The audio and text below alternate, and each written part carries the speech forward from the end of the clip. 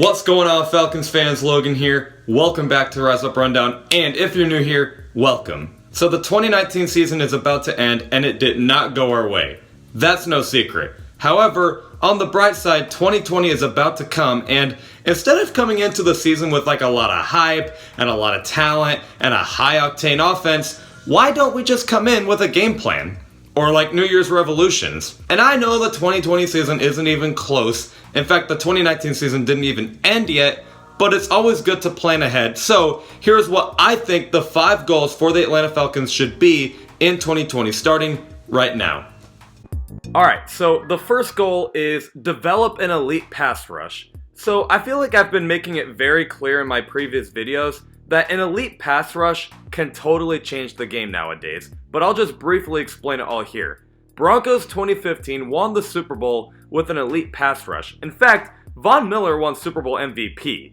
He single-handedly won that Super Bowl, kinda. Bears 2018 had a successful season once Khalil Mack came in, even if their offense was a problem. 49ers all of a sudden have an elite defense once Nick Bosa came in. JJ Watt's absence is making the Texans defense struggle. They really need him back. Pass rush is the most important position on defense, I feel like. I used to think it was secondary, and it is still important, but with all of those examples I listed, I now believe pass rush is needed heavily for every NFL team, especially in Atlanta. Number 2, improve the O-line. The O-line didn't do well this year, and it might have been even worse than it was last year, but I'll give them a little bit of a pass because we have 2 rookies starting. They needed more NFL experience.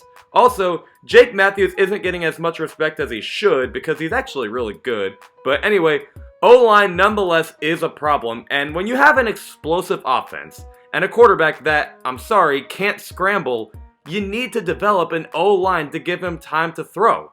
Plus, an O-line that can block for our running backs. Not having a running game hurt us this year as well, and I think we have talented running backs, they just need a good O-line to get going. Number 3, get a better coaching staff. And this is not just for, oh, we need to get an offensive coordinator that knows how to run the ball and make creative plays, and a defensive coordinator that knows how to develop a pass rush, blah blah blah. Like, yeah, obviously that is needed, but we need a coaching staff that will discipline the team as well. Clearly, Coach Quinn is too nice and is scared to bench anyone, which I believe is the reason the team likes him so much, is because he's too nice. But anyway, no, this is the f***ing NFL. You want a Super Bowl? You want a starting spot? You gotta earn it. And seemingly every year, every first half of the season, I should say, we prove that we aren't disciplined. You don't grab a coach that listens to the media and tries to take it easy, at Freddie Kitchens.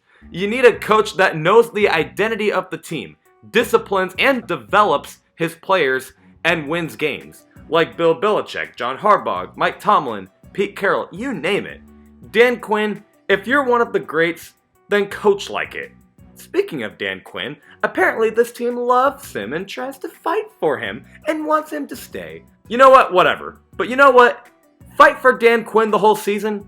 If this is your identity, like, oh look, the team plays well when fighting for Dan Quinn. Okay, cool. We have an identity, I guess. How about doing that the whole season? Stop fighting for him in the second half of the season when it's too late to make playoffs.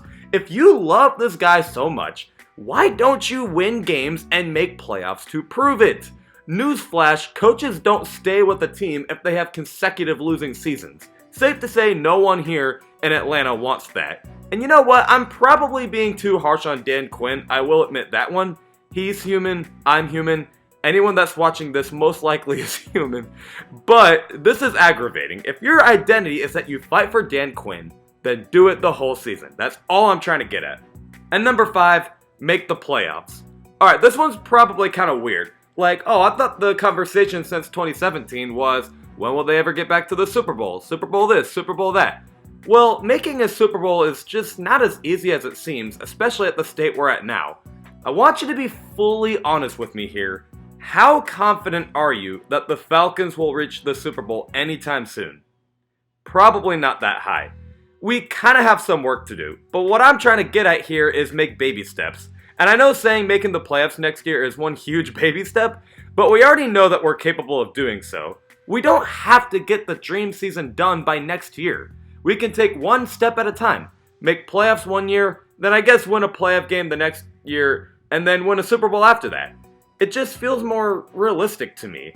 Let's make playoffs this year to show progress. But that's all I got. Do you agree with what I have? Let me know in the comment section below. Other than that, please make sure to smash that like button, blow up the comment section, hit that subscribe button so you don't miss any weekly content. There's new episodes every Tuesday and Friday at 11 o'clock a.m. Eastern. I'll see you guys this Tuesday at 11 o'clock a.m. Eastern. Rise up.